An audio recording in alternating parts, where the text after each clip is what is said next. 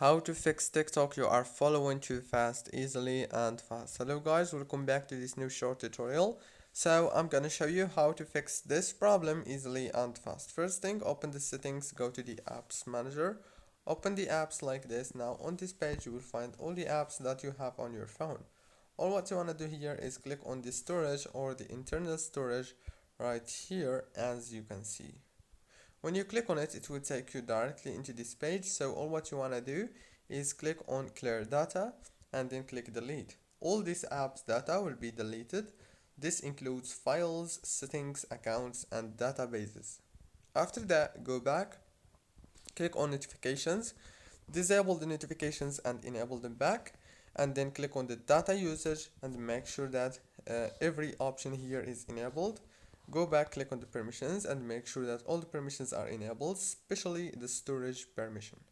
Now all what you want to do is just restart your phone, reopen TikTok.